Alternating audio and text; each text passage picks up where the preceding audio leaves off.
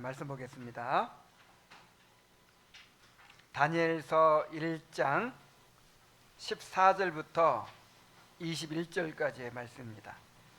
다니엘서 1장 14절부터 21절까지를 보겠습니다. 자, 교독을 하겠습니다. 제가 먼저 읽죠. 그가 그들의 말을 따라 열흘 동안 시험하더니 열흘 후에 그들의 얼굴이 더욱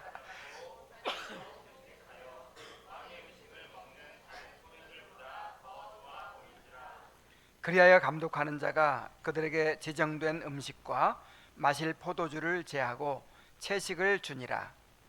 하나님이 이 소년에게 학문을 주시고 모든 서적을 깨닫게 하시고 지혜를 주셨으니 다니엘은 또 모든 환상과 꿈을 깨달아 알더라. 왕이 말한 대로 그들을 불러들일 기한이 찼으므로 환관장이 그들을 느부갓네살 앞으로 데리고 가니 왕이 그들과 말하여 보매 무리 중에 다니엘과 하나냐와 미사엘과 아사랴와 같은 자가 없으므로 그들을 왕 앞에 서게 하고 왕이 그들에게 모든 일을 묻는 중에 그 지혜와 총명이 온 나라 박수와 술객보다 10배나 나은 줄을 아니라. 다 같이 다니엘은 고레스 왕 원년까지 있으니라. 아멘. 다니엘과 세 친구는 왕의 음식과 포도주로 자신을 더럽히지 않겠다고 뜻을 정했습니다. 그리고 믿음으로 도전했습니다. 먼저 환관장에게 요구했다가 거절을 당했지만 포기하지 않고 또다시 길을 찾았습니다. 이번에는 감독관에게 열흘 동안 채식과 물만 주어 먹게 하고 그 후에 왕의 음식을 먹는 자들과 비교해 보라고 대안을 제시하여 기어이 허락을 받아냈습니다. 인간적인 눈으로 볼 때는 이것이 무모하고 어리석은 결정 같아 보입니다. 어떻게 고기 먹고 산의 진미를 먹는 사람하고 채소와 물만 먹는 사람이 비교가 될 수 있겠어요. 자, 그러나 그들은 하나님을 간절히 의지하였기 때문에 확신이 있었어요. 우리가 채소와 물만 먹어도 저 고기 먹는 다른 소년들보다 훨씬 더 건강할 수 있다. 자, 이런 확신을 가졌어요. 오늘 본문은 그 믿음의 결단이 어떤 결과를 가져왔는지를 보여줍니다. 하나님께서는 믿음으로 뜻을 정한 그들을 외면하지 않으시고 육체의 건강과 지혜와 존귀함으로 갚아주셨어요. 자, 육체만 건강한 것이 아니라 지혜도 부어주시고 그 다음에 존귀하게 높여주시고 또 견고하게 삶을 세워주셨습니다. 그냥 구한 것보다 훨씬 더 많이 주신 거예요. 한량없이 복을 부어주신 것이죠. 오늘 말씀을 통해서 세상과 타협하지 않고 믿음을 지키는 자들에게 베푸시는 하나님의 은혜를 확인하고 오늘도 이 시대의 다니엘로 살아갈 수 있게 되기를 살아가기를 결단하게 되기를 바랍니다. 자, 먼저 이제 열흘간 시험의 결과를 보여줍니다. 다니엘과 세 친구가 열흘 동안 채식과 물만 먹은 결과가 어떠했다고 했습니까? 내가 딱 4페이지로 맞추기 위해서 오늘은 성경 구절을 안 적어놨어요. 우리 한번 14절부터 15절부터 16절까지를 다시 봅니다. 열흘 후에 그들의 얼굴이 더욱 아름답고 살이 더욱 윤택하여 왕의 음식을 먹는 다른 소년들보다 더 좋아 보인지라. 자, 열흘 후에 어떻게 됐어요? 그들의 얼굴이 열흘 전보다 어떻게 됐어요? 살이 막 올랐어. 통통해졌어. 그리고 얼굴이 막 빛이 나요. 그리고 다른 소년들과 비교해 봤더니 더 좋아 보였어요. 참 놀라운 일이죠. 자, 상식적으로 생각하면 기름진 음식을 먹은 아이들이 더 혈색이 좋아야 맞아요. 그래서 어떤 사람들은, 이 채식주의자들은 그런 말을 합니다. 특히 안식교 있는 같은 사람들, 봐라, 채식이 더 건강에 좋다. 그러면서 영양학적인 논리로 설명을 하려고 합니다. 여러분, 그런데 이 단기간에는 아무리 뭐 채식이 몸에 뭐 좋을 수도 있다고 하지만 단기간에는 고기를 먹어야 힘이 나요. 그렇죠? 어떻게 채소만 먹은 사람이 고기 먹은 사람보다 더 살이 찔 수 있겠습니까? 이것은 전적으로 하나님의 은혜였습니다. 하나님의 초자연적인 은혜로 그들의 얼굴을 더 살이 오르고 빛나게 해주신 거예요. 그래서 이거는 객관적으로 입증이 됐기 때문에 감독관은 그들의 계속해서 채식과 물을 먹도록 허락을 했습니다. 이것도 일시적인 것일 수도 있으니까 아마 감독관이 계속해서 주의 깊게 봤을 거예요. 다른 아이들은 그냥 안 봐도 이 다니엘과 세 친구만 집중적으로 봤을 거예요. 왜냐하면 만약 다니엘과 세 친구가 채소와 물만 먹었다가 살이 쪽 빠졌더라 그러면 어떻게 돼요? 죽어요. 그러니까 자기 목숨 살기 위해서라도 계속 관찰했을 거예요. 근데 계속 관찰해 보니까 전혀 지장이 없는 거야. 뭐 열흘만이 아니라 한 달, 두 달 봐도 계속해서 얼굴이 좋고 다른 아이들보다 훨씬 더 건강한 거예요.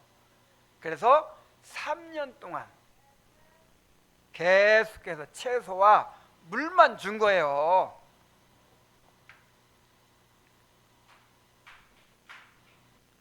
(16절에) 그리하여 감독하는 자가 그들에게 지정된 음식, 왕이 정한 음식을 말하죠. 지정된 음식과 마실 포도주를 제하고 채식을 주니라 그랬잖아요. 여러분, 세상이 주는 양식을 거절한다고 해서 결코 우리 삶이 초라해지지 않는다는 것을 믿으시기 바랍니다. 사람들은 좋은 음식을 먹고 좋은 옷을 입고 좋은 것들을 누려야 삶이 윤택해진다고 생각해요.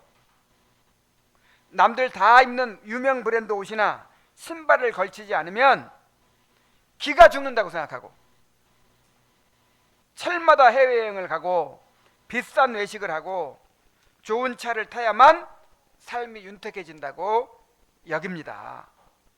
그래서 사람들은요, 이 소비 생활을 통해서 자신의 가치를 증명하려고 해요.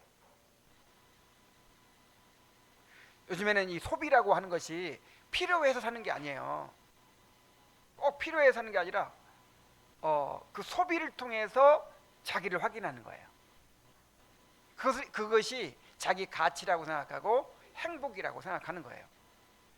그래서 이 기업에서 상품을 팔 때 그냥 단지 필요한 물건을 파는 게 아니라 어떤 이미지를 파는 것이고 어떤 느낌을 파는 것이고, 나도 이런 걸 누리고 있다, 이게 이만큼 가치가 있다, 내가 지금 행복을 누리고 있다, 이거를 느끼게 해주는 그런 걸 파는 거예요.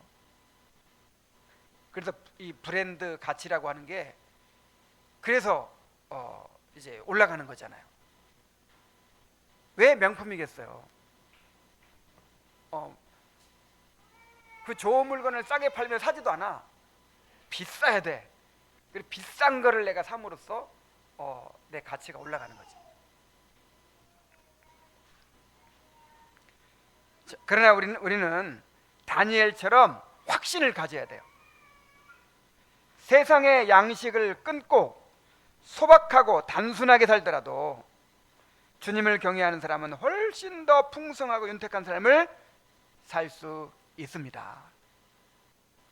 잠언 기자는 말하기를 마른 떡 한 조각만 있고도 화목하는 것이 제육이 집에 가득하고도 다투는 것보다 나으니라고 했어요.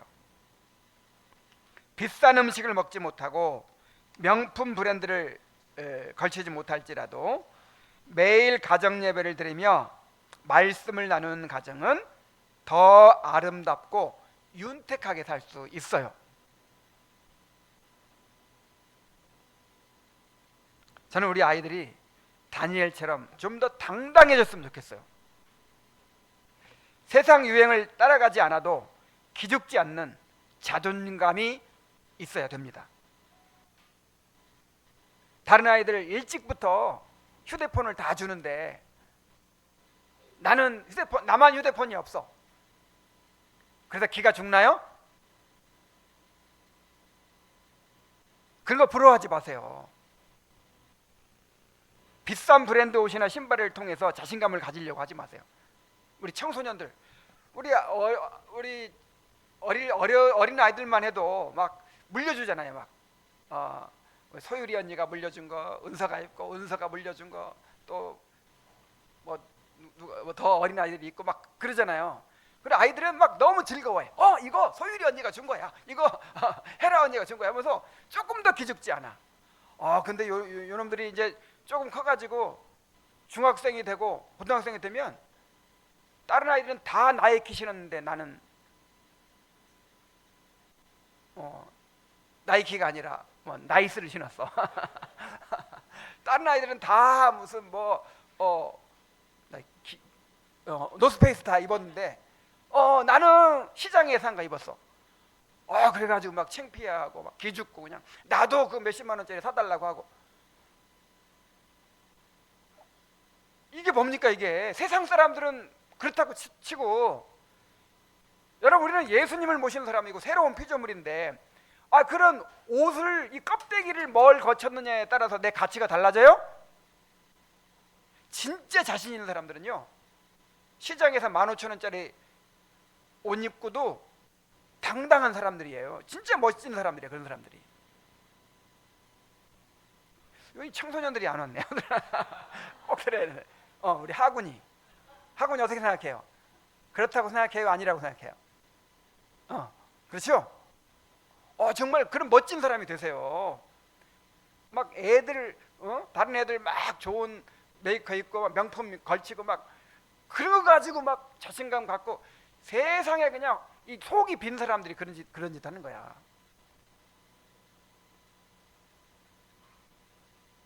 하나님의 자녀라는 정체성을 붙들어야 돼요.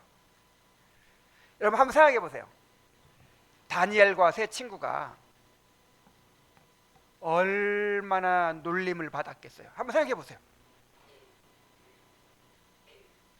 자, 다른 애들은 전부 다 왕이 지정해준 음식 먹습니다. 고기 먹고 그다음에 또 포도주 마시고 먹고 마시고 즐기고.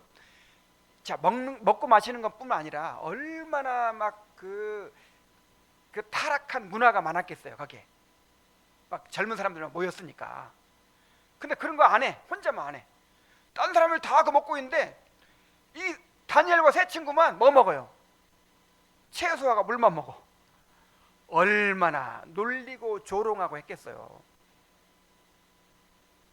애들이 제일 두려워하는 게 뭐예요? 놀리는 거잖아요. 그죠? 근데 놀려라. 당당해요. 조금도 기죽지 않아요. 몇 년 동안 3년을 그렇게 구별된 삶을 살아요. 자, 우리 하군이 대하니 알겠어요? 뭐 애들이 놀린다고 그렇게 기죽을 필요 있어요, 없어요? 나는 언약의 자녀인데 다르게 살아야지. 세상 사람과 같을 수 있어요?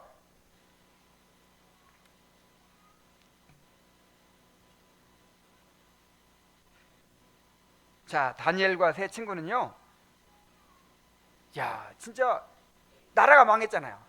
나라가 그냥 완전히 망해버리고, 그리고 포로로 잡혀왔고, 정말 기죽을 일이 한두 가지가 아니야.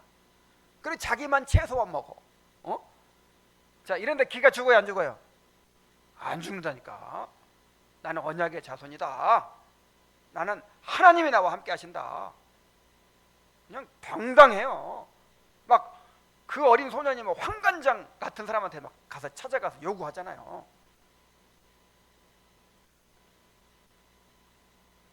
자, 우리 아이들을 이렇게 키워야 돼요. 인터넷과 AI가 지배하는 시대에 뭐가 제일 중요하겠어요? 자극적인 세상 쾌락에 중독되지 않고 진정한 행복의 가치를 아는 사람으로 키워야 됩니다. 일찍부터 휴대폰, 그 영상, 휴대폰이라든지 어떤 컴퓨터, 인터넷, 영상에 이렇게 이런 인터넷 게임이라든지 이런 자극적인 즐거움이 있잖아요.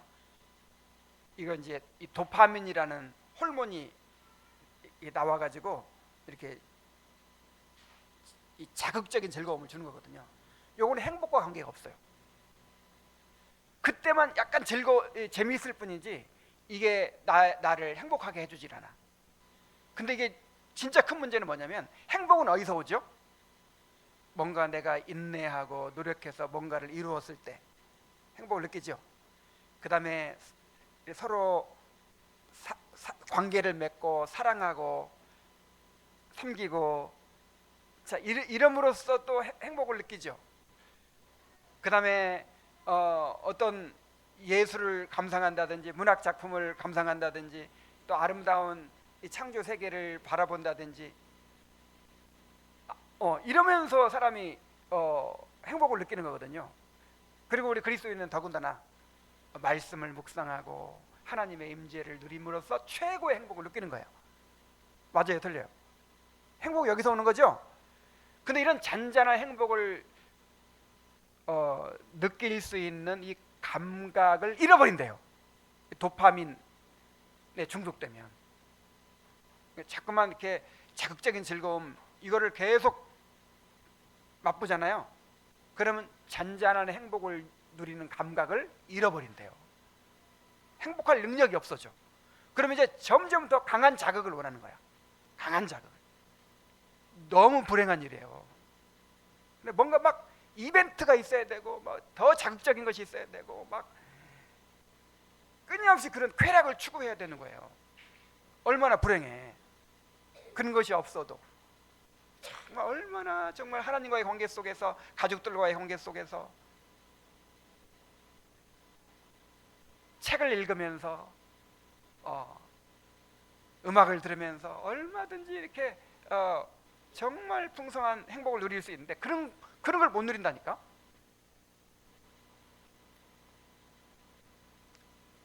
경건을 훈련하고 인격을 훈련하고 바른 관계를 맺을 줄 아는 사람으로 키워야 돼요. 지금은 어떤 직업을 가져도 이것이 계속해서 그것이 나중에까지 유지가 될지 보장 못하죠. 엄청난 변화 속에 우리가 살게 돼요. 어떤 사람이 살아남을까요? 경건이 실력이라고 그랬죠. 경건한 사람이 살아남고 이 관계를 잘 맺고 어디 가서든지 관계를 잘하는 사람이 살아남는 거예요. 그리고 이 지성을 훈련한 사람, 뭔가 생각할 줄 아는 사람, 이런 사람이 살아남는 거예요. 좋은 인격을 가진 사람, 자, 이런 사람으로 키워야 됩니다. 그래서 우리 아이들에게 엄마 아빠가 휴대폰 일찍 안 주는 거예요. 최소율. 친구들은 다 휴대폰 있는데 나만 없다고 맨날 부러워하지. 엄마 아빠가 줄 능력이 없어서 안 주는 게 아니라 더 행복한 자녀를 만들기 위해서 그러는 거 알아요, 몰라요? 부러워할 거 없어요.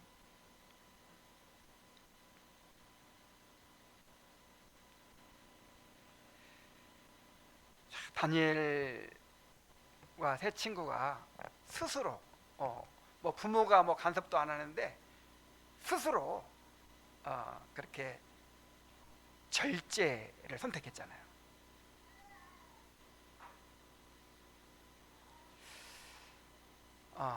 정말 세상 사람들이 소유하고 누리는 거, 그런 거 없어도 정말 우리가 주님 안에서 최고로 행복할 수 있다는 자신감을 갖기를 바랍니다. 확신을 갖기를 바랍니다. 자, 그 왕의 음식을 안 먹었는데도 훨씬 더 건강해졌다 그랬죠. 자, 근데 건강해진 것뿐만 아니야. 이 17절로 20절을 봅시다. 학문과 서적을 깨닫는 지혜를 주셨다고 했어요. 또 하나님이 이 네 소년에게 학문을 주시고 모든 서적을 깨닫게 하시고 지혜를 주셨으니 다니엘은 또 모든 환상과 꿈을 깨달아 알더라. 왕이 말한 대로 그들을 불러들일 기한이 찼으므로 환관장이 그들을 느부갓네살 앞으로 데리고 가니 왕이 그들과 말하여 보매 무리 중에 다니엘과 하나냐와 미사엘과 아사랴와 같은 자가 없으므로 그들을 왕 앞에 서게 하고 왕이 그들에게 모든 일을 묻는 중에 그 지혜와 총명이 온 나라 박수와 술객보다 10배나 나은 줄을 아니라 그랬어요. 자, 하나님은 내 소년에게 학문과 서적을 깨닫는 지혜를 주셨다고 했어요. 공부를 잘하게 해주셨다 이 말이에요. 난해한 학문을 통달하는 지식과 이 책을 읽어도요 핵심과 저자의 의도를 꿰뚫어보는 통찰력, 그리고 배운 것을 적재적소에 활용할 수 있는 지혜를 주셨다는 거예요. 특별히 다니엘에게는 세상 학문으로는 알 수 없는 영적인 비밀, 즉 환상과 꿈을 해석하는 은사까지 더해 주셨습니다. 이는 그를 하나님의 계시를 받아 전하는 선지자로 세우신 거예요. 3년 후에 이제 공부를 다 마쳤어요. 그리고 왕이 직접 시험을 합니다. 그래서 이렇게 말을 다 시켜보니까 그들의 실력이 온 나라의 박수와 술객보다 몇 배나? 10배나 나왔다고 했어요. 동료 학생들과는 비교 자체가 불가능해요. 그래야 다니엘과 세 친구는 왕 앞에 서는 자들이 됐어요. 그 다음에 이제 거기서 이렇게 성적 순으로 다 뽑히는 거예요. 왕궁에 섬길 사람 뽑고, 그 다음에 이제 중간 관료들 뽑고, 제일 실력 뒤진 사람 어디로 갈까요? 저 지방에 면사무소로 보내는 거예요. 근데 다니엘은 어디서 근무해요? 이제 왕궁에서 왕을 모시는 사람이 됐어요. 잠언 기자는 여호와를 경외하는 것이 지식의 근본이라 그랬어요. 근본이라는 말은 시작이라는 말이거든요.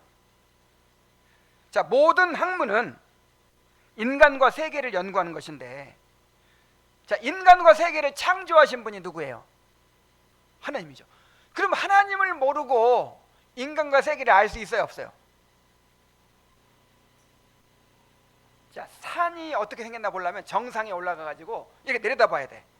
그러면 그 능선이라든지 또 봉우리라든지 그 골짜기들을 한눈에 다 볼 수 있어요. 아, 산이 이렇게 생겼구나, 북한산이 이렇게 생겼구나, 다 알 수 있어요. 근데 밑에서 골짜기에서 아무것도 안 보이는데 골짜기에서 봉우리가 어떻게 생겼는지, 능선이 어떻게 생겼는지 알 수 있어요, 없어요? 알 수 없어.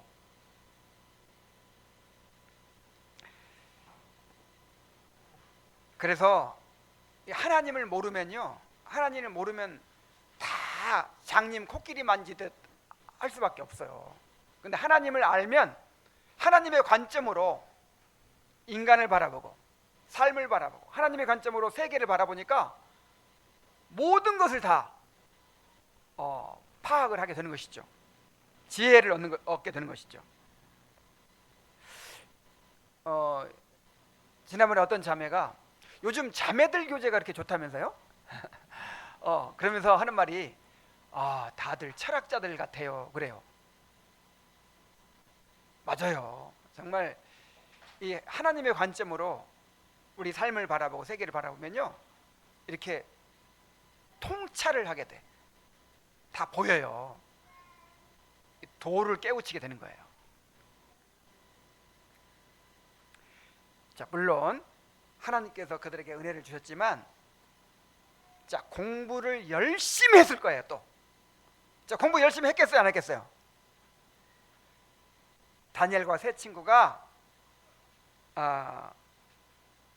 이제 모든 학문을 주셨다, 모든 책들을 깨닫게 하셨다고 했는데, 공부를 열심히 하는 가운데 하나님께서 지혜를 주셨다는 거예요. 자, 지난주에도 말씀드렸죠. 이들이 왕의 음식을 거절하고 채식만 한 것은 단순히 율법에서 금했기 때문에 안 먹는다, 이런 차원이 아니라 그랬죠. 절제의 차원이라 그랬죠. 내 생활을 절제해야겠다. 사치와 방탕과 그런 데 빠지지 않고 뭔가 집중할 수 있도록 절제해야겠다. 자, 이런 동기에서 채식만 한 거라고 했죠. 그래서 이거를 일종의 금식이라고 생각하면 돼요. 뭐라고요? 금식. 자, 금식은요, 일절 모든 음식을 다, 물까지 금할 수가 있고, 물도 안 먹는 금식이 있어요. 그 다음에 음식은 먹고 음식은 안 먹고 물만 먹는 금식도 있고, 그 다음에 음식을 먹는 중에 내가 고기만 안 먹겠다. 고기를 늘 좋아하고 잘 먹었는데 내가 당분간 고기를 금하겠다. 이런 금식도 있어요. 뭔가 이렇게 그동안에 먹을 수 있는 거를 금하는 거, 일부를 금하는 거, 요것도 금식이에요. 그러니까 이 다니엘과 세 친구는 금식을 한 거예요. 당연히 음식뿐 아니라 모든 생활을 절제했을 거예요. 다른 아이들이 먹고 싶은 대로 먹고 방탕하게 놀 때 다니엘과 세 친구는 욕망을 절제하며 경건훈련과 학업에 집중했을 것입니다. 그렇게 주어진 소명에 충성하면서 하나님을 의지하는 가운데서 하나님께서 은혜를 부어주신 거예요. 자, 우리 학생들도 다니엘처럼 절제하면서 공부를 열심히 해야 될 줄로 믿습니다. 자, 뭐 하면서? 그러니까 이 절제가 없으면요, 어떤 일도 이룰 수가 없어. 뭔가를 이룬 사람, 뭐 그 사람이 전교 1등을 했든, 아니면 무슨 뭐 사법시험에 합격했든, 아니면 뭐 육상대회 나가서 우승을 했든, 뭘 했든 뭔가를 이룬 사람을 한번 찾아가서 물어보세요. 반드시 뭐가 있어요? 절제가 있어요. 다른 사람 다 잘 때 안 자고, 다 먹을 때 안 먹고, 다른 사람 다 인터넷 게임할 때 안 하고, 뭔가 절제할 때 집중할 수 있는 그런 자원이 생기는 거예요. 그냥 남 하는 거 다 하고, 그냥 모든 걸 다 누리고 취하고 그러면서 목표를 이루겠다, 이런 건 없어요. 이렇게 될 수는 없어요.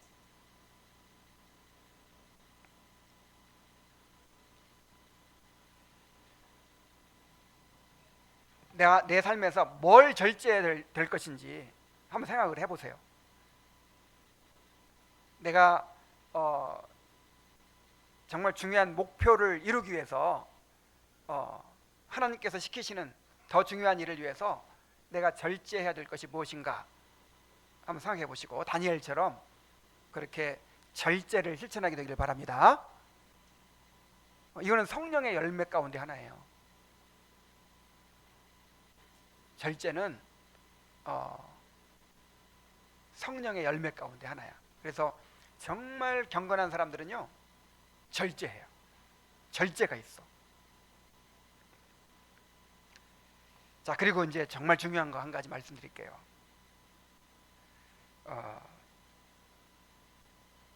우리 학생들이 공부를 열심히 해야 될 이유가 있어요. 요즘 우리가 월리엄 퍼킨스의 직업 소명론을 함께 읽고 있죠. 자, 소명이 뭐예요? 소명. 소명이 부르심이라는 뜻인데 하나님께서 불러서 시키는 일을 소명이라고 해요. 소명이 뭐예요? 모든 사람에게 다 소명이 있겠죠. 화랑이한테 뭐 시켰어? 하나님이 뭐 하라고 했어요? 학업? 어이구 똑똑하네. 자, 화랑이한테 불러가지고 시키시는 일이 소명이에요. 근데 이 소명이 두 가지가 있다는 거예요. 하나는 일반 소명, 또 하나는 특별 소명인데, 일반 소명은 뭐냐면 이 기본적인 소명이죠. 모든 사람들이 예수 믿고 하나님을 섬기도록 부름받았어요. 예수 믿고 구원받아 하나님을 섬기도록 부름받았어요. 이게 일반 소명이야. 이거는 모든 사람들에게 다 똑같아요. 자, 그런데 우리가 지금 천국에 다 간 거 아니잖아요. 천국이 완성된 거 아니잖아요. 이 세상에 살잖아요. 그래서 하나님께서 이 세상을 보존하시고 또 가꾸시는 일에, 다스리시는 일에, 일을 위해서 하나님께서 우리에서 불러서 시키는 일이 있어요. 그게 뭐냐면, 자, 뭘 시켰을까요? 각자의 삶의 자리에서 하나님이 이 세상을 보존하고 다스리는 일을 위해서 맡기신 특별 소명이 있는데, 가장 기본적인 게 뭐냐면 결혼해서 자녀를 낳아 기르고 직업에 종사하는 것입니다. 자, 결혼하는 것도 소명이에요. 그 다음에 자녀 낳아 기르는 것도 소명이에요. 그 다음에 어떤 직업을 택해서 일하는 것도 소명이에요. 자, 이게 없으면 세상이 유지가 돼요, 안 돼요? 안 돼요. 이 세상을 보존하고 또 발전시키고 다스리시고 가꾸고 하는 일이 하나님의 일이에요. 그런데 그 일을 누굴 통해서 하세요? 우리를 통해서. 그래서 소명을 주신 거예요.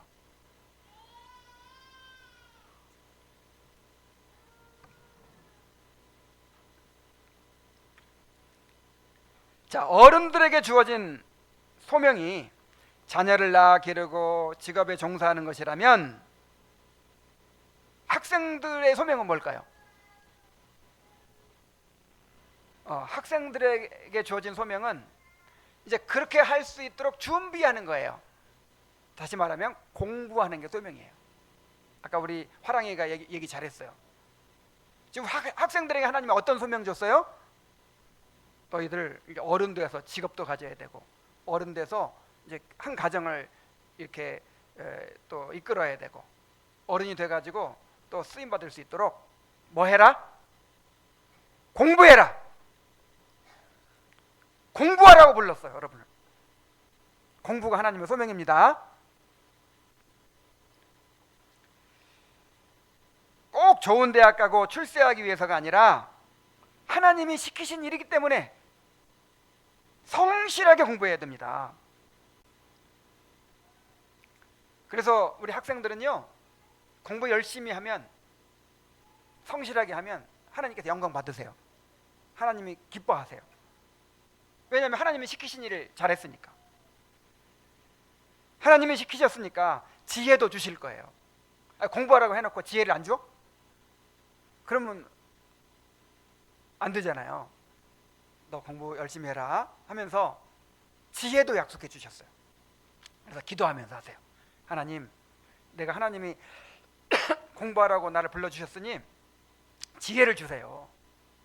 다니엘에게 모든 학문을 깨닫고 모든 책들을 깨달을 수 있는 지혜를 주셨듯이 나에게도 이 수학이랑 영어랑 과학이랑 뭐 이런 거 잘 깨달을 수 있도록, 그 다음에 내가 책을 읽으면 그냥 내용을 쏙쏙 다 알 수 있도록 지혜를 주시옵소서. 그렇게 기도하면서 공부 성실하게 하시기 바랍니다. 아멘이 없어.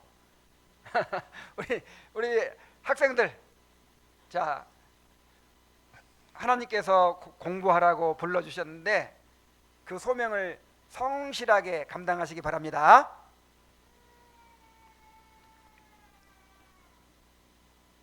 하나님이 시키신 일을 성실하게 하는 사람은 반드시 하나님이 인도하십니다. 저는요 어렸을 때는 이 말씀을 몰랐어요. 어렸을 때 이 말씀 알았으면 내가 좀 달라질지 모르겠는데 나중에 성인이 되고 나서야 이 말씀을 알았어. 그리고 이 말씀을 약속의 말씀으로 붙들고 살아왔어요. 잠언 22장 29절 한번 다 같이 읽어봅시다. 다 같이. 자, 시작. 내가 자기의 일에 능숙한 사람을 보았느냐. 이러한 사람은 왕 앞에 설 것이요 천한 자 앞에 서지 아니하리라.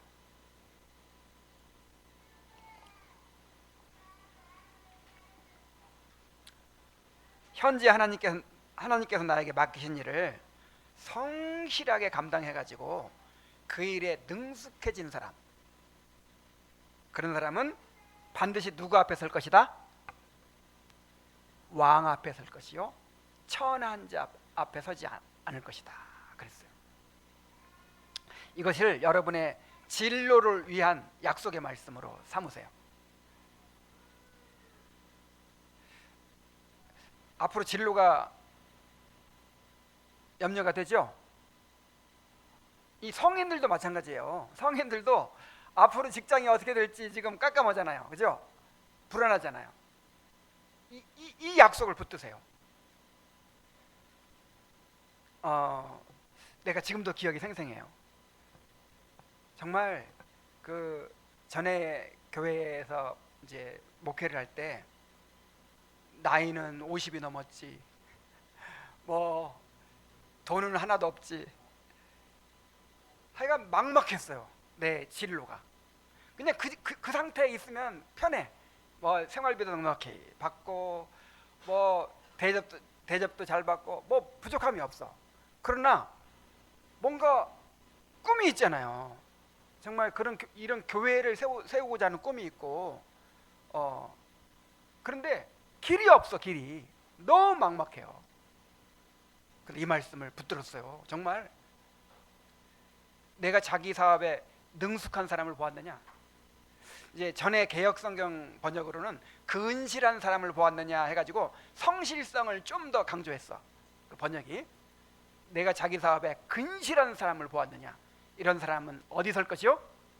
왕 앞에 설 것이요 천한 자 앞에 서지 아니하리라. 새벽 기도를 인도하는데 뭐 몇 명 나오지도 않아. 몇 명 나오지도 않은데 그 새벽에 5시에 일어나가지고 교회까지 가서 그 설교하고 이게 너무 힘들어요. 그래 의미도 없어. 근데 내가 이제 그때 이 나의 진로와 더불어서 결심을 했어요. 내가 자기 사업에 근실한 사람을 보았느냐. 이런 사람은 왕 앞에 설 것이요 천한 자 앞에 서지 아니하리라. 이 말씀을 굳게 붙들고 내가 이 새벽 기도하며 이왕하는 거 정말 제대로 하자. 그래가지고 그때 산상수훈을 하여간 산상수훈을 깊이 연구하고 묵상해가지고 이제 그 새벽 기도 때 뭐 몇 사람 나와 소용이 뭐 상관없어. 그냥 수백 명 있다 생각하고 정성을 다해서 전했어요. 그리고 그거를 이 새벽 말씀이라고 기억나요? 메시지로 교인들한테 다 보내는 거예요. 그거를 한 구절 한 구절을 그렇게, 이야 정말 한 구절 한 구절을 그렇게 메시지를 만들어 가지고 새벽 기도 때 다 끝냈어요. 그거를 청년부에서 했죠. 그 다음에 주일날 설교로 했죠. 그거 해가지고 그 열매로 내가 이 자리에 서 있는 거야 지금. 기억나요? 그 산상수훈 전하면서 사람들이 막 죄를 각성하고 막 깨우치고 막 그랬잖아요.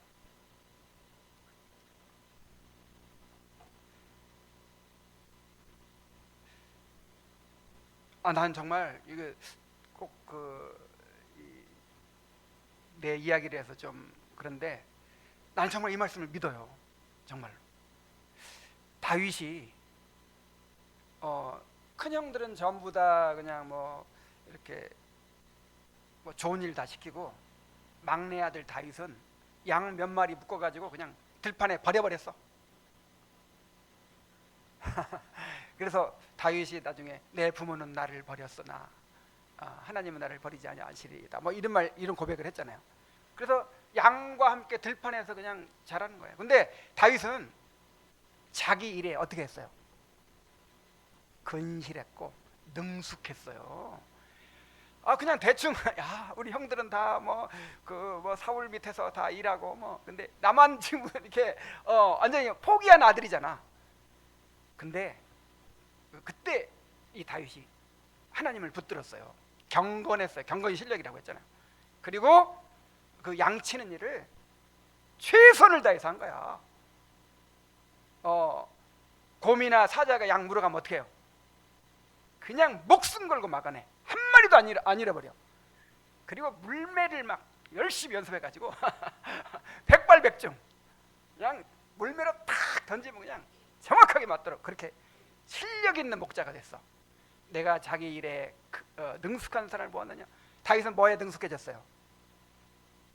이 목자의 일에 능숙해졌어.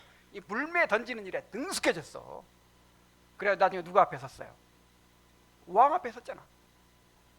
그 일이 어떤 일이든 정말 여러분이 지금 어떤 일을 하든 그 일에 능숙한 사람이 되시기 바랍니다. 학생들은 뭐에 능숙해야 돼요? 공부하는 일에 능숙해야 돼. 이게 소명이라니까. 그는 반드시 하나님께서 왕 앞에 서게 해주실 거예요. 다니엘처럼. 자, 이제 마지막 구절이 남았어요. 하나님은 다니엘을 높이시고 그의 삶을 견고케 하셨습니다. 자, 21절을 다 함께 같이 읽어보겠어요. 시작. 다니엘은 고레스 왕 원년까지 있으니라. 자, 이게 위대한 승리의 선언이에요.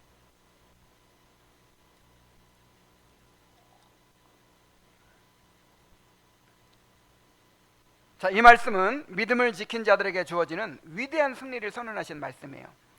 자, 다니엘이 관직에 나갔을 때가 몇 살 정도 됐을까요? 자, 17살에 사로잡혀 와가지고 3년간 공부하고 왕 앞에 섰으니까 몇 살? 20살에 과거급제했어요. 그런데 고레스 왕 원년이 언제냐면 다니엘이 거의 90살쯤 됐을 때. 그러니까 공직에서 몇 년? 70년간을 뭐 낮은 자리도 아니야. 최고 높은 자리에서 70년간을 버텨냈어요. 놀랍지 않아요?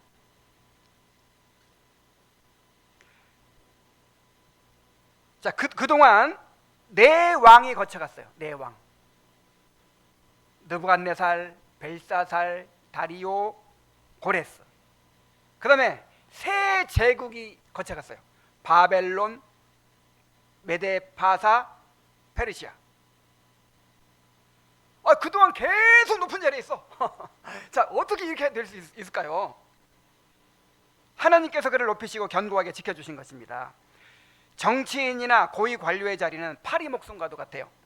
정권이 바뀌면 가장 먼저 전 정권 사람들을 숙청합니다.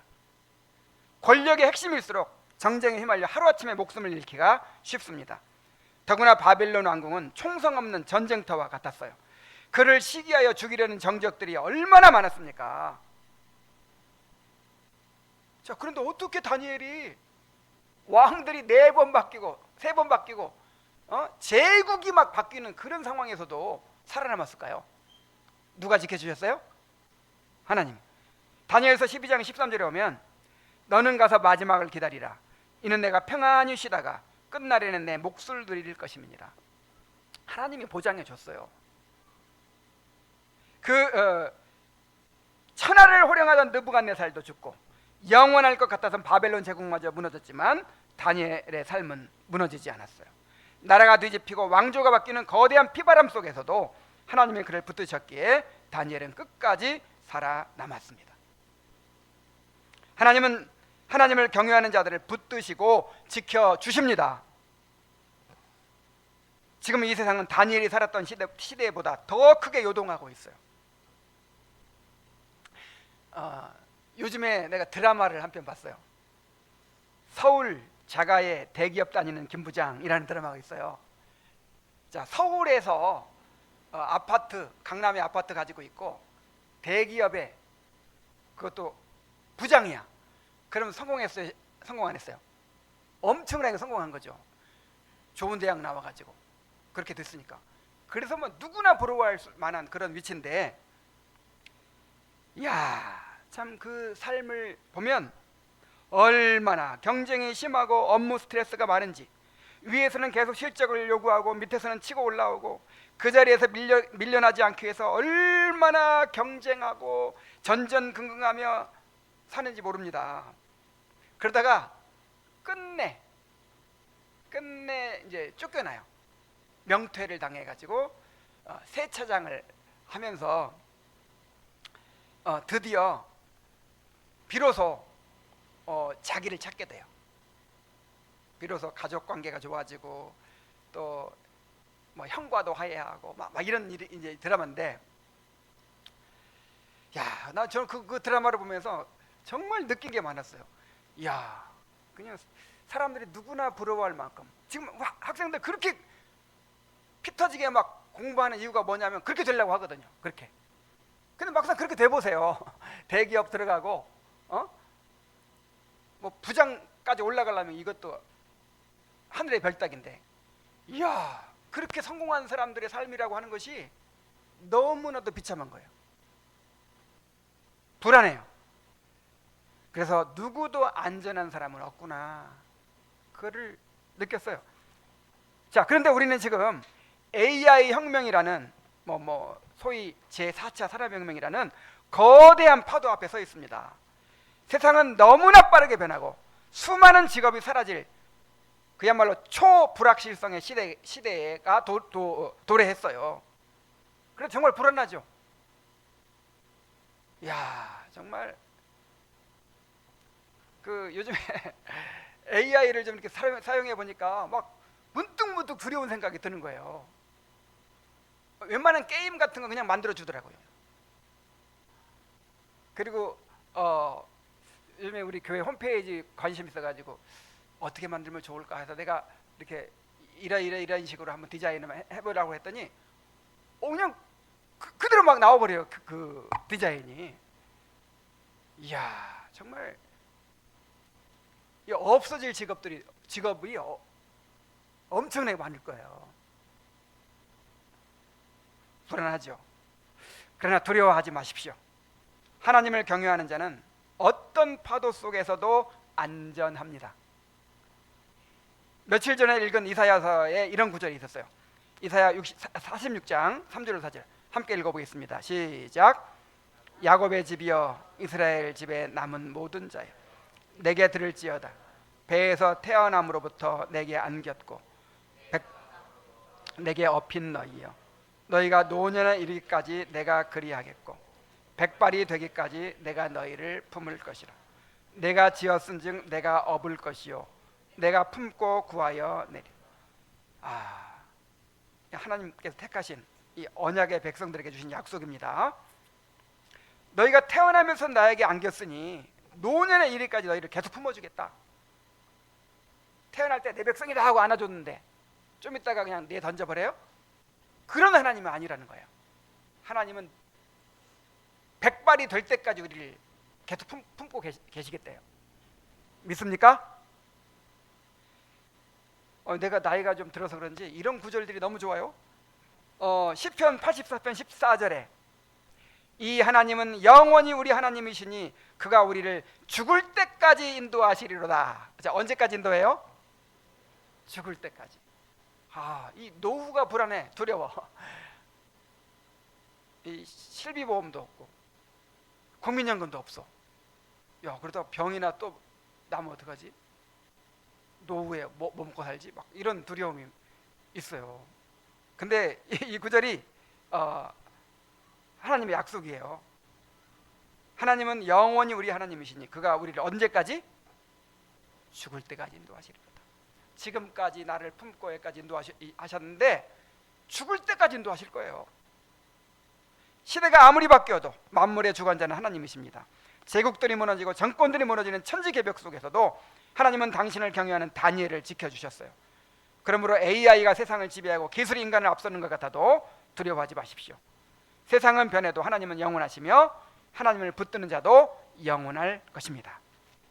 그러므로 바벨론 같은 이 세상에서 불확실한 미래 때문에 현실과 타협하지 말고 하나님을 굳게 붙드시기 바랍니다.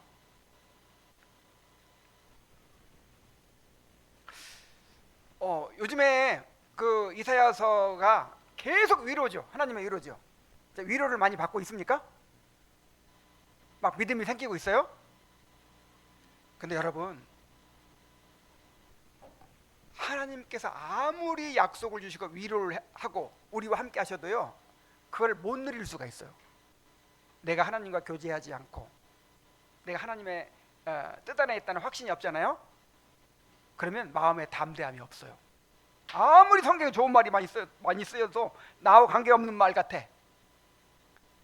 이야, 얼마나 불행한 일입니까?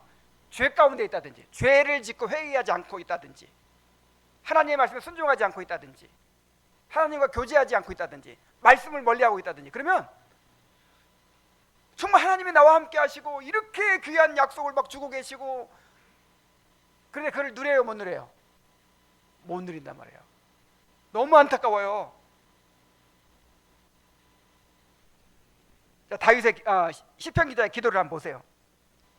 하나님이여, 내가 늙어 백발이 될 때에도 나를 버리지 마시며 내가 주의 힘을 후대에 전하고 주의 능력을 장래의 모든 사람에게 전하기까지 나를 버리지 마소서.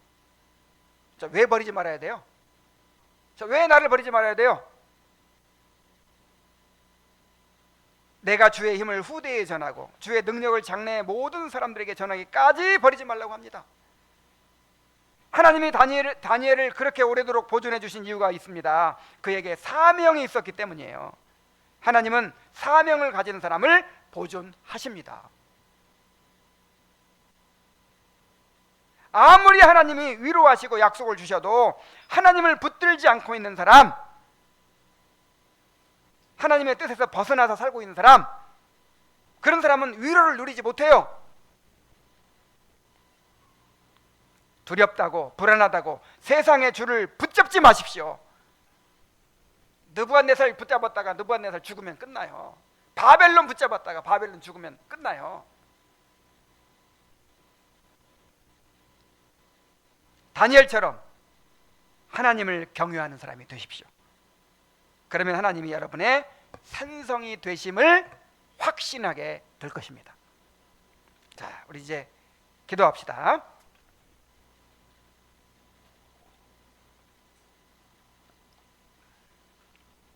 자, 오늘 주신 말씀에 응답하여